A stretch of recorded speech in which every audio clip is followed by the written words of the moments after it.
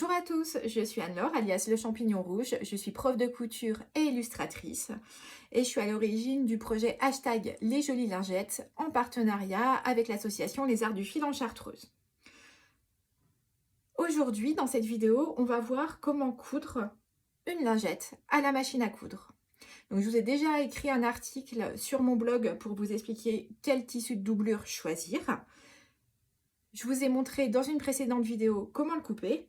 Et là, aujourd'hui, on va voir comment assembler une lingette à la machine à coudre. Le matériel qu'il va nous falloir aujourd'hui, il va nous falloir des épingles. Privilégiez toujours des épingles qui soient extra fines. Elles sont un peu plus chères à l'achat, mais elles permettent de pouvoir passer sous l'aiguille de la machine à coudre sans la casser. Donc, on n'a pas besoin de les enlever. Et aussi, elles ne font pas de trous dans le tissu.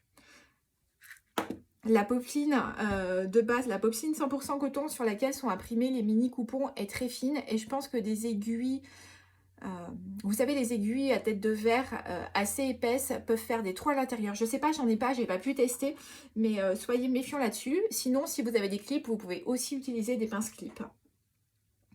On va avoir besoin d'aiguilles pour la machine à coudre.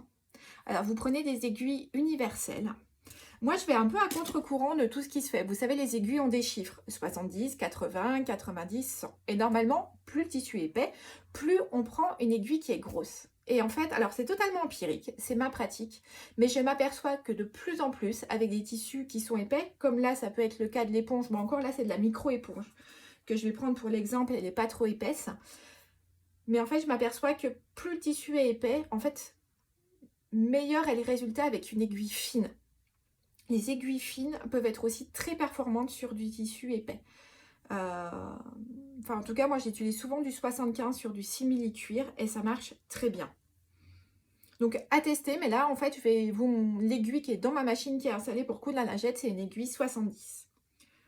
Ensuite, on va avoir besoin de fils pour la machine. Alors là, sur le fil, vous lésinez pas. Je le répète tout le temps, mais c'est... Je ne sais pas comment expliquer, c'est universel.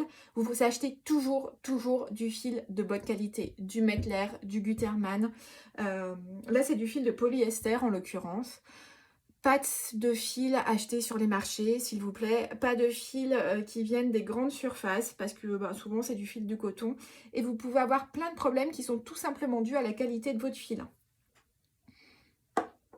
Et bien sûr, avec le fil, vous prenez des canettes et vous vérifiez que les canettes que vous utilisez soient bien adaptées à votre machine à coudre. Attention, les canettes ne sont pas universelles et ne fonctionnent pas sur toutes les marques de machines. Par marque de machine, vous avez un type de canette particulier.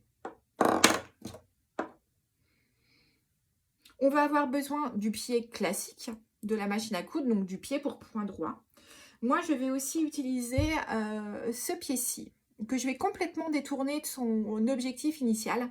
Alors ça, c'est un pied à la base pour faire des ourlets invisibles. Concrètement, on ne s'en sert jamais. Mais moi, je vais l'utiliser pour faire des surpiqûres et m'aider de cette partie, je ne sais pas si on voit bien, ici, il y a une partie en plastique contre laquelle on va pouvoir venir plaquer notre tissu et ça va nous permettre de faire des surpiqûres qui soient droites. On va avoir aussi besoin de ciseaux. Alors là, moi, j'ai pris mes petits ciseaux appliqués, mais vous pouvez prendre n'importe quel type de ciseaux. D'une baguette chinoise pour pouvoir sortir nos ongles. Et puis, je voulais vous montrer ça aussi. C'est cette espèce de bestiole, en fait. C'est un pied à double entraînement. Donc ça, c'est un pied universel. Et en fait, c'est un pied qu'on peut venir fixer sur sa machine à coudre pour aider à passer les épaisseurs. Moi, le double entraînement sur ma machine est intégré, donc j'ai pas de souci avec les épaisseurs.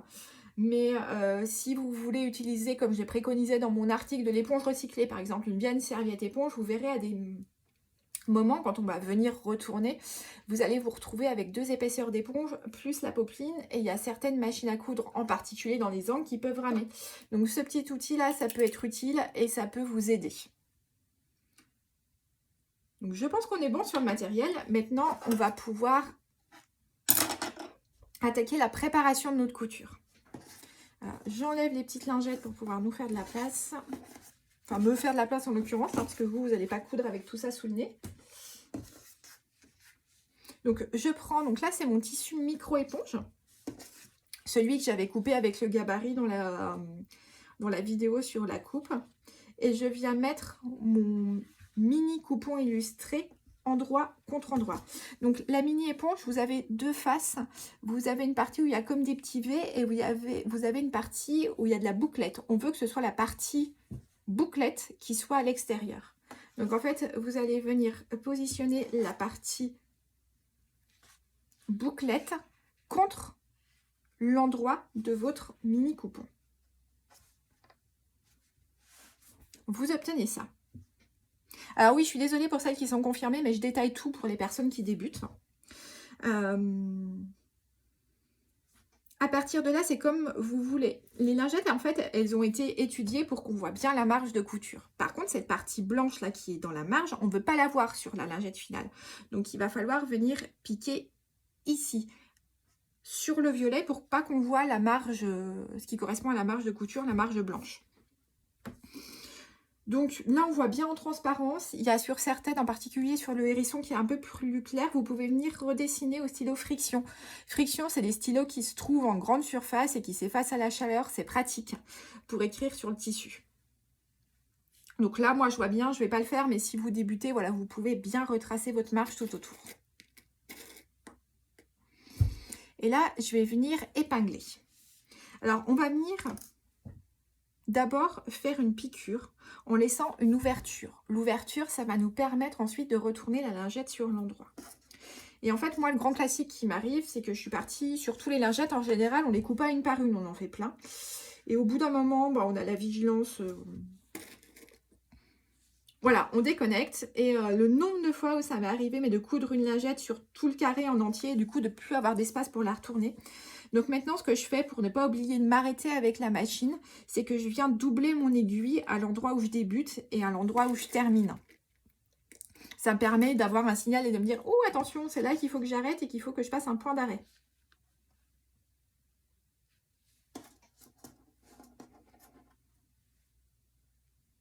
Voilà, donc vous pouvez venir épingler tout autour.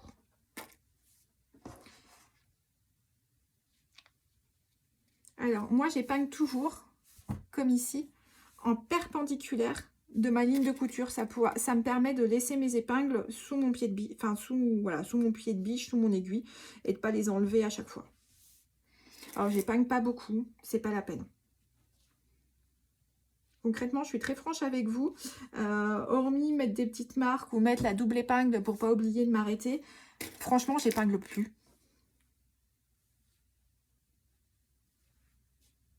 Mais après, voilà, ça, c'est une question d'habitude aussi.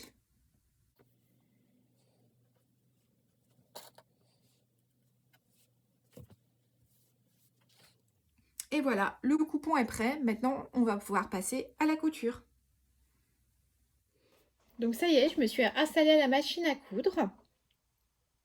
J'ai sélectionné sur la machine un point droit classique. Je l'ai laissé à la longueur classique, longueur 2,5.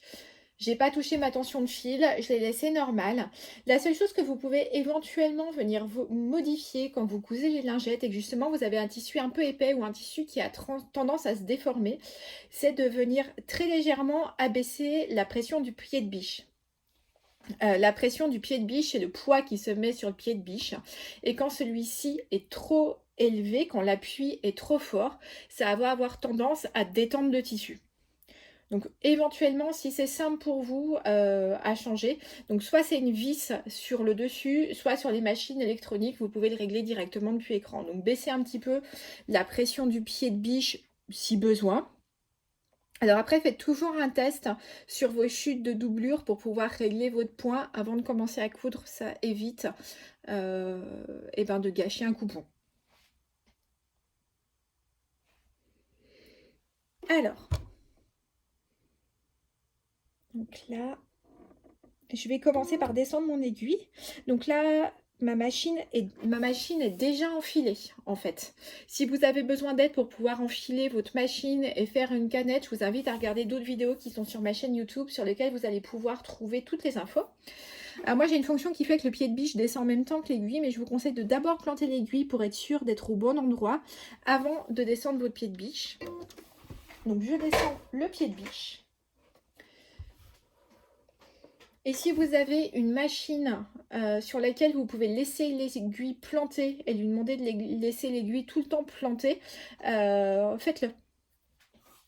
Voilà, et le tissu le plus épais et la doublure doit être contre les griffes d'entraînement.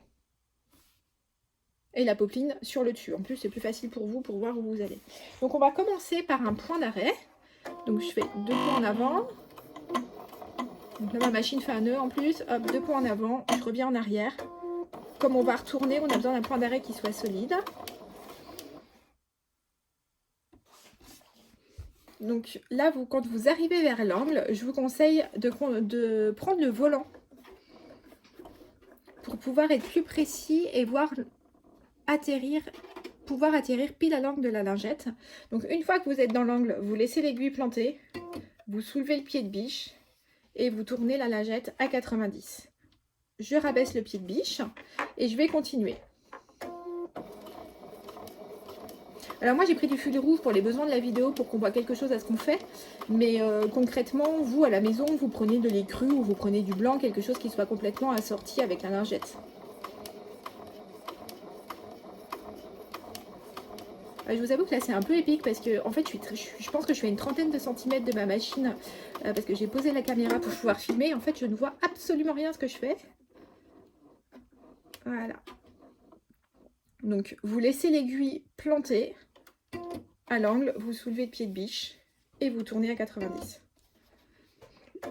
Si vous débutez, vous pouvez vous entraîner à faire ça sur une feuille de papier sans le fil à l'intérieur pour vous apprendre à faire les angles. Voilà, et on va aller comme ça.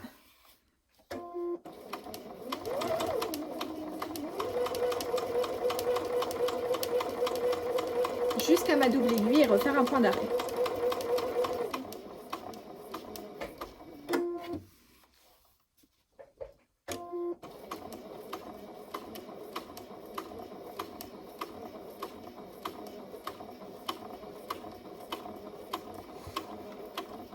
Donc là, je refais un point d'arrêt solide et je viens couper le fil.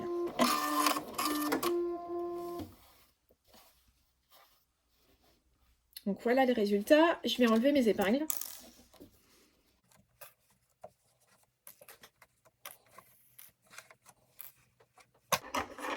Et je vais venir faire ce qu'on appelle dégarnir les angles. C'est-à-dire de couper un petit triangle de tissu dans l'angle pour qu'on n'ait pas de surépaisseur de fil. Donc le conseil c'est de piquer le plus près possible de la couture sans couper la couture. Donc je fais ça sur les 4.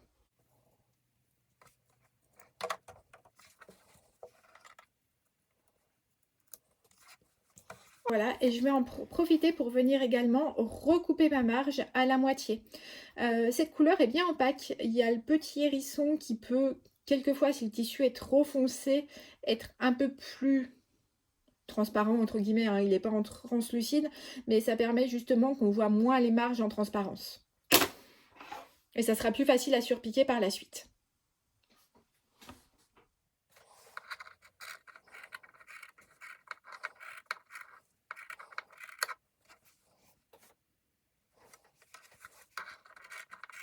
Je viens faire un petit plan de coupe parce qu'en fait en regardant les rushs, je me suis aperçue qu'on avait énormément les traces d'épingles dans la popeline. Ça se voit pas à l'œil nu, je pense que la caméra exacerbe certains détails. En fait si ça vous arrive, si vous avez les marques d'épingles, que ce soit dans les mini coupons d'ailleurs ou dans n'importe quel autre tissu, ce que vous pouvez faire c'est venir vaporiser de l'eau à l'endroit où vous avez ces marques d'épingles. Ça va faire que le tissu va se détendre et qu'ensuite les marques vont disparaître. Donc voilà pour la petite astuce. Je vous conseille à la maison de regrouper toutes les tâches, c'est-à-dire que vous préparez toutes les lingettes, vous venez les piquer, ensuite vous venez toutes les dégarnir, toutes couper la marge en deux.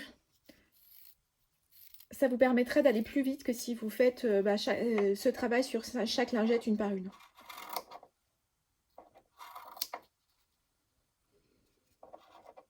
Voilà, j'ai pris un petit ciseau, mais il n'est pas très pratique pour tout ça.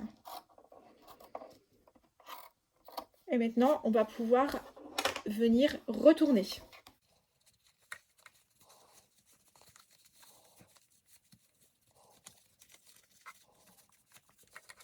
Voilà, je retourne et je viens me servir de la lingette, de la baguette chinoise pour pouvoir ressortir mes angles.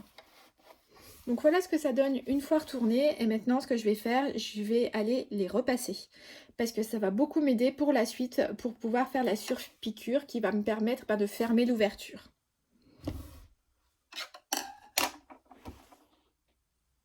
Donc là, ça y est, ma lingette, je l'ai repassée. Ce que je vais faire, je vais venir changer le pied pour mettre le pied à fermeture invisible. Alors, ce que vous voyez, je vais déclipser une partie noire sur mon pied de biche. C'est le double entraînement automatique de ma machine à coudre, ce qui est remplacé par ce pied-là si vous n'avez pas de double entraînement intégré. Et je le remettrai après. Voilà, et là, je vais venir mettre le pied pour ourlet invisible si je ne m'enfonce pas l'aiguille dans le doigt. Voilà, je viens reclipser l'entraînement automatique. Alors on va commencer sur une des longueurs. La surpiqûre, pas dans un angle, ça serait trop compliqué. Donc là, je vais me mettre sur une des longueurs. Je vais descendre mon pied de biche.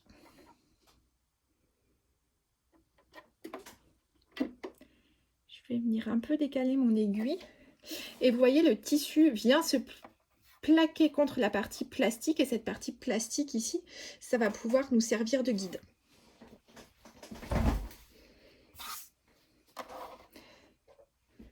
Ce que je vais faire, je vais venir légèrement étirer mon point. Là, mon point était à 2,5 et allez, je vais le passer à 2,8. C'est toujours plus joli les piqûres quand le point droit est agrandi. Et là, je vais faire ce que je ne fais pas habituellement sur une surpiqûre, c'est-à-dire que je vais venir faire un point d'arrêt. Parce que comme la lingette va être quand même soumise à de nombreux lavages, c'est plus joli. Enfin, s'il y aura une meilleure durabilité dans le temps avec un point d'arrêt, même si le point d'arrêt, ça fait une surépaisseur et que c'est pas très joli. Mais bon, moi là, j'ai pris un fil rouge. Vous, à la maison, vous prenez soit un fil écru, soit un fil violet. Quelque chose qui va venir se fondre avec le tissu de base.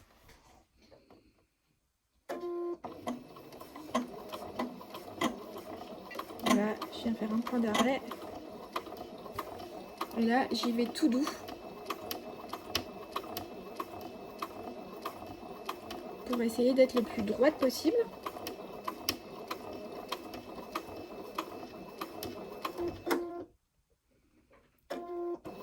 Voilà, je vais tout doucement au niveau des angles. Je vais venir soulever le pied, le redescendre et je continue. Ah, ça patine.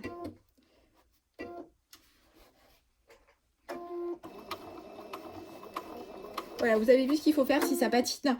Ça peut être le cas dans les angles, là, quand il y a un peu de surépaisseur. La machine derrière, même avec le double entraînement, elle n'arrive pas à attraper le tissu et à le faire glisser. Donc soit vous pouvez mettre un petit bout de tissu ici pour pouvoir ressoulever un petit peu le pied de biche et l'aider. Soit si ça fait des plis comme ça me faisait tout à l'heure, vous soulevez votre pied de biche et vous venez repositionner votre tissu correctement. Voilà. Et là, je vais continuer.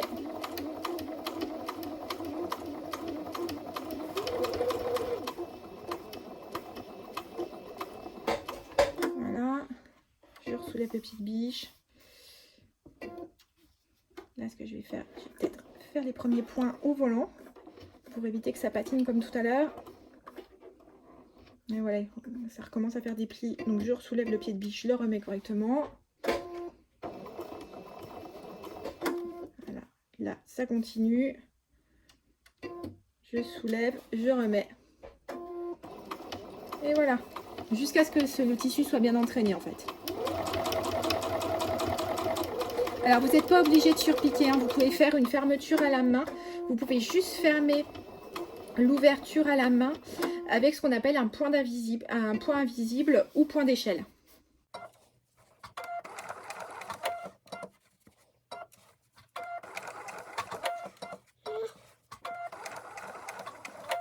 Hop, je soulève. Je viens pousser un petit peu mon tissu à l'endroit des angles pour pouvoir l'aider.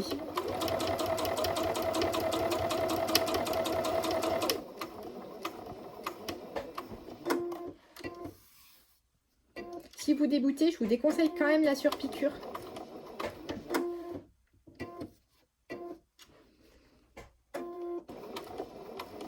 Voilà, qui est globalement assez délicate à faire. Et là, je vais essayer de faire que mes points se rejoignent. Et là, je refais quand même un point d'arrêt pour solidifier.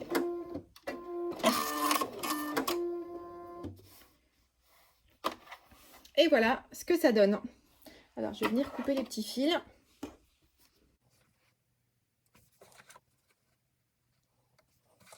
Je le vois en retournant ma lingette. Ce qui est aussi possible de faire, c'est de mettre 2 fils de couleurs différentes. C'est-à-dire que vous pouvez très bien mettre au niveau de l'éponge du fil écru en canette et au niveau du fil supérieur, vous pouvez mettre un fil violet qui sera assorti au tissu.